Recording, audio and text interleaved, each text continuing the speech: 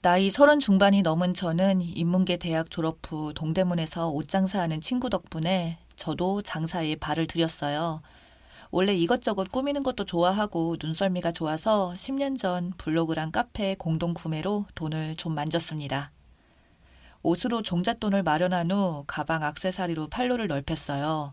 옷도 팔고 가방도 팔고 장사가 정말 잘 됐어요. 그러다가 오프라인 매장도 내게 되었습니다. 남편은 가게 오픈할 때 공사를 맡긴 인테리어 업체 직원의 친구였어요. 회사 합격 전에 친구네 회사에서 잠깐 알바를 뛰는 거라고 하더군요. 남편은 참 인물이 좋아요. 처음 봤을 때 남편이 면바지에 티를 입고 왔는데 피부도 너무 좋고 얼굴에서 광이 나는 느낌이었어요. 그렇게 제가 호감을 가지다 남편이 저에게 대시를 하게 되었고 서로 마음이 맞아서 재밌고 알콩달콩한 연애를 하게 되었죠. 그러다가 남편은 자기 나이가 적은 건 아니라며 합격한 직장도 탄탄하니 빨리 결혼하고 싶다고 하더라고요. 저는 그것마저 그 남자가 나를 너무 사랑해서 그랬다고 믿었어요. 그때까지는 이 모든 게 거짓말인지 몰랐습니다. 저는 그때 매장 근처에 오피스텔에 혼자 살고 있었습니다. 신혼집으로 쓸 법한 넓은 평수였고요. 남자가 이제 막 취업했는데 돈 없는 게 당연하죠. 그리고 시댁에서 뭐 받으면 그만큼 해야 하잖아요. 그래서 저희는 예식만 올리고 제가 살던 집에서 신혼살림을 차리기로 했습니다. 예식비는 양가 부모님이 부담을 해주시고 시댁에서 예단을 챙겨주셨고 저도 신랑 예물 해줬고요. 그런데 결혼식에 남편 직장 동료들이 안 왔어요. 남편 말로는 몇 달 같이 다니지도 않았는데 청첩장 돌리기 민망하다고 민폐라고 하더라고요. 제 생각에는 어차피 동기나 동료들이 결혼하면 거기 갈 텐데 그렇게 민폐인가 싶었지만 그러려니 했어요. 뭐 제가 사회생활을 크게 해본 적도 없으니까요. 그렇게 결혼하고 몇 달 뒤에 남편이 회사를 그만둘지도 모른다고 하더라고요. 위에서 어떤 놈이 큰 실수를 했는데 그걸 신입인 자기랑 다른 동기가 뒤집어 쓰게 됐다네요. 책임지고 그만두게 될지도 모른다고요. 저는 그런 남편을 위로했죠. 살다 보면 이런 일도 있을 수 있고 저런 일도 있을 수 있다고요. 내가 잘 버니까 내 수입만으로도 충분히 잘 살 수 있고 난 오히려 남편에게 제가 힘이 되어줄 수 있다는 게 기뻤죠. 하지만 그건 나의 교만이었고 그게 제 발등을 찍게 되었네요. 남편은 공기업을 준비한다고 공시생이 되었고 저는 남편에게 생활비 카드를 주고 제가 남편 뒷바라지도 하게 되었습니다. 그 와중에 남편은 시댁에 용돈 드려야 된다고 말을 하면서 자기가 대기업 들어가서 자랑스러워 하셨는데 친척분들이 아들이 용돈만 챙겨주냐고 한다면서요. 남편 기죽을까봐 시댁에는 비밀로 한 상태였고 저는 제가 번 돈으로 남편을 통해서 시댁에 용돈까지 드리게 되었습니다. 그 무렵 저는 오프라인 매장을 정리할지 말지 고민을 하게 되었습니다. 인터넷 매출이 큰데 굳이 인건비 감소하면서 매장을 해야 하나, 좀 외곽에 창고 큰 거 장만해서 옮기는 게 나은가 싶은 거였죠. 그래서 매장을 정리하려는데 부동산에서 우리 매장 권리금에 조금 보태면 카페 하나 인수할 수 있을 거라고 귀뜸을 해주는 거였습니다. 또 한편으로는 인터넷 익명 고객 응대에 지친 마음도 있었어요. 그래서 카페나 술집 같이 다른 업종으로 가게 하나 있으면 좀 든든하지 않을까 그런 생각이 들 때였어요. 그래서 우리 매장 정리한 돈에 큰돈 얹어서 카페를 인수했습니다. 남편이 본격적으로 이상해진 건 이때부터였습니다. 카페를 인수할까 한다고 하더니 정말 좋아하더라고요. 남편이 순수하게 좋아하는 것이 아니란 걸 저는 꿈에도 몰랐죠. 카페 집기들을 일부 정리하고 여차저차 하는데 남편이 자꾸 매장에 얼굴을 비추더라고요. 알바 뽑을 때도 사람 잘 써야 된다고 자기가 알바 좀 해봐서 사람 잘 본다고 하면서요. 저는 그 전 매장 매니저를 그대로 데리고 왔거든요. 그런데 자꾸 그 매니저랑 기싸움을 해서 매니저가 남편과 일하기가 너무 힘들다고 한 적도 있었고요. 그래서 남편 보고 공부에 집중하고 매장에 나도 안 나가는데 얼굴 비추고 그러지 말았으면 좋겠다고 했어요. 그랬더니 사실 자기가 공부해보니 나이도 있는데 너무 막막하고 자꾸 자신감이 떨어진다고 하더라고요. 제가 카페를 인수한다고 했을 때 자기한테 맡아보라고 권할 줄 알았다고 하는 겁니다. 저는 여기서 좀 띵했어요. 전혀 그런 내색 없던 사람이었으니까요. 그 매니저 쓰는 거 알고 좀 서운했다고 하더군요. 저는 남편이 저에게 서운했다고 말하는데 좀 멍해졌어요. 당황스럽고 아직 결혼한 지 1년 좀 넘은 신혼인데 얼마나 좋을 때인가요? 그냥 서운했다니. 남편이 공부하느라 힘든데 내가 마음을 헤아려주지 못했구나 싶었어요. 결국 매니저를 내보내고 남편이 카페를 맡아서 해보기로 했죠.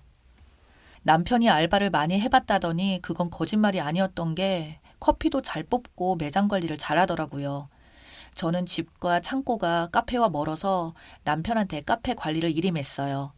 근데 카페에서 일하는 알바 학생들이 갈 때마다 바뀌어 있더라고요. 그래서 물어보면 요즘 학생들도 야가서 자기 스케줄 겹치고 학교에 바쁜 일 생기면 책임감 없게 일 쉽게 그만둬서 또 뽑고 그랬다는 말에 그렇구나. 자꾸 사람이 바뀌어서 힘들겠다. 위로해줬죠. 어쨌든 카페는 잘 됐고 저는 사업을 시작해 외근하는 것만으로도 바빠서 카페에 들리는 일이 없어졌어요. 그러다가 창고 알아본 동네에 좀 오래된 건물 괜찮은 가격에 샀어요. 대신에 리모델링을 많이 해야 할 것 같았기에 전에 오프라인 매장 인테리어 해줬던 데다 제 취향이라서 거기에 다시 견적 뽑아달라고 연락을 했습니다. 이게 남자친구가 거기 직원이라 알바를 왔던 건데 저는 남자친구 연락처는 안 가지고 있었고 거기 사장님도 파워블로거라서 그렇게 자연스럽게 블로그로 메시지를 보냈는데 이게 정말 신의 한 수였습니다. 여기가 시공은 직원들이 하는데 견적은 사장님이 직접 와서 한 번은 보는 곳인데 선생님이 와서 견적 보고 잠깐 얘기 좀 하자는 거예요. 그래서 왜 그러냐고 물었는데 저한테 이런 말 하기 좀 조심스럽다면서 남편이 잘해주냐고 물어보더라고요. 제가 무슨 의도인가 싶어서 표정을 고치니까 한숨 쉬면서 남자친구가 입을 털더라고 하더라고요. 인생은 타이밍이라고 회사 일을 자기 친구와 해봤는데 매장 사장이 알부자라고 했더니 작정하고 들이대서 결혼했다고 지금은 카페 사장 노릇한다고 제 남편 이야기를 한 거죠. 자기가 이런 이야기 들으니 제가 걱정되어서 저에게 말해준 거라고 하더라고요. 뭔가 사장님 표정을 보니 이거 말고 더 있구나 싶었고 나한테 슬쩍 흘려주는구나 싶었습니다. 남편이랑 잘 지낸다고 걱정 마시라고 원래 부부 일은 남들이 모르는 거라고 하고 말았죠. 그리고 중간 과정은 생략할게요. 결과적으로 남편은 대기업에 취업했던 적이 없었습니다. 그리고 저를 작정하고 꼬시려고 한 게 맞았고요. 황당해서 죽을 뻔했습니다. 그러니까 처음부터 결혼해서 지금까지 다 쇼였고 저를 속인 거였어요. 저는 남편이 성실하고 듬직한 면이 있다고 생각해서 그 부분에 점수를 쳐줬던 건데 그게 다 거짓이었던 거예요. 남편이 매달리더군요. 자기는 매우 혼란스러운 상태지만 날 너무 사랑한다고 놓치고 싶지 않아서 용서해달라고요. 저는 정말 속아서 결혼했고 제가 사랑했던 남자가 다 허상이었다는 생각에 절망했죠. 정말 이혼 생각을 진지하게 했습니다. 그런데 정말 운명의 장난처럼 임신인 걸 알게 되었어요. 남편의 거짓말을 알고 나서 스트레스를 받았는데 아랫배가 뭉치면서 너무 아픈 거예요. 하혈을 하고 응급실을 갔더니 임신인 걸 알게 되고 남편은 자기가 잘하겠대요. 웃기죠. 남편이 사기꾼인 거 알았는데 좀 전까지는 있는지도 몰랐던 애가 생기니까 그래도 아빠는 있어야지 싶더라고요. 남편이 카페는 꽤 잘 운영해서 꼬박꼬박 자기 급여 빼고 저한테 입금하고 그랬거든요. 그래서 저는 남편은 용서했는데 결국 유산을 했으니 막상 아기가 잘못되고 나니까 그때가 겨울이었는데 매일 추운데 새벽 시장 간다고 나가는데 알람을 맞추고 일어나서 핫팩이랑 약초 끓인 거 챙겨주고 하더라고요. 저는 또 그런 소소한 것에 마음이 조금 풀리더군요. 헤어질 거 아니면 언제까지 그 일로 남편을 원망할 건가 싶었죠. 이후로 세종에 아파트를 분양받아서 이사했어요. 그리고 원래 있던 오피스텔을 팔려고 했고요. 남편이 지금 고점인 것 같아서 더 오른다고 말리더군요. 그래서 월세를 받기로 하고 나왔어요. 또 좀 생략하고 말해주면 남편은 매장 알바랑 바람이 났습니다. 제가 새 건물을 마련하고 하면서 집에 더 잘 안 들어갔고 제가 하는 일은 즉흥적인 스케줄이 잘 없어요. 공장 가는 날이 있고 창고로 나가는 날도 있고 새벽에 일어나는 일이 있어서 그렇지 꽤 규칙적이에요. 그리고 부부니까 서로 워낙 퇴근한다 그런 거 메시지 자주 보내고 남편이 저를 데리러 오고 데려다 주는 날이 많았죠. 알고 보니 그런 식으로 나를 남편이 실어다 주면 나머지 시간에 안심하고 여자를 만난 거예요. 오피스텔 팔지 말라고 하더니 그동안에 그 집이 자기 집이라고 여자한테 말은 했는데 제 살림이 있으니까 집에 여자를 데려올 수가 없잖아요. 내연녀에겐 어머니가 자주 와 계셔서 안 된다고 했는데 마침 제가 이사를 가게 된 거죠. 그러자 오피스텔 전세 끝났는데 월세로 돌릴 거라고 하면서 그 여자한테 너 이름으로 계약하고 내가 월세 내줄게 하며 마치 그 여자한테 집을 주는 것처럼 완전 생색을 다 냈더라고요. 저는 부동산에서 젊은 아가씨가 들어온다고 해서 예약해달라고 오케이만 했죠. 초반에 매장 알바 자주 바뀌고 한 것도 제가 사장인 걸 아는 직원이 있으면 바람을 못 피잖아요. 그래서 단계적으로 꼬투리 잡아서 자른 것 같더라고요. 하여튼 내연녀는 매장에 알바로 제일 오래 있었다네요. 카페 사장 마누라 자리에 심취해 있었다고 하더라고요. 카페 알바들이 다 내연녀와 사장이 결혼한 사이로 알고 있었고요. 내연녀의 말은 우리 남편이 내연녀를 자기 이상형이라고 했대요. 유부남인 거 들키고 나서도 이혼하고 싶은데 못생긴 게 집착은 심해서 자기를 안 놔준다고 했답니다.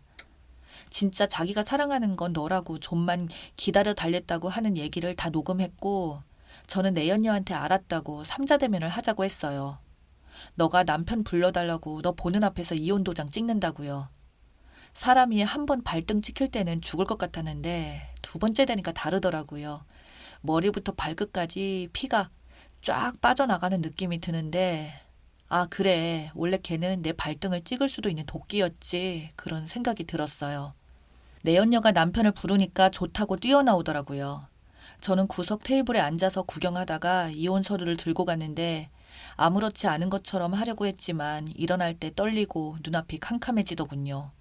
어쨌든 내연녀 옆에 앉아서 도장 찍으라고 서류를 내밀었더니 남편 얼굴이 시뻘개져서 말을 못하대요. 저는 도장 찍는 거 재빨리 서류 챙겨 일어나려고 하는데 남편이 내연녀를 밀치고 일어나려고 하더라고요. 저는 바로 차 타고 갔고요. 그 이후로 이혼 못한다고 전화하고 문자 보내고 회사에 찾아오더군요. 저는 카페 매장을 부동산에 내다 팔아버렸고 회사는 신혼여행 때 말고는 쉬어본 적이 없는데 아기 가졌을 때도 이틀 쉬고 바로 나갔는데 3주 넘게 못 나갔어요. 온몸이 아프더라고요. 남편은 합의 이혼을 하면 시댁이 너가 한 짓 다 까발리고 소송 가면 위자료 청구할 거란 말에 같이 법원 가주더라고요. 이번에 이혼하면서 느낀 건데 숙려기간이 왜 있는지 모르겠어요. 이혼 소장 쓰는 게 쉽나요? 거기까지 가는 데는 그만한 이유가 있는 거겠죠.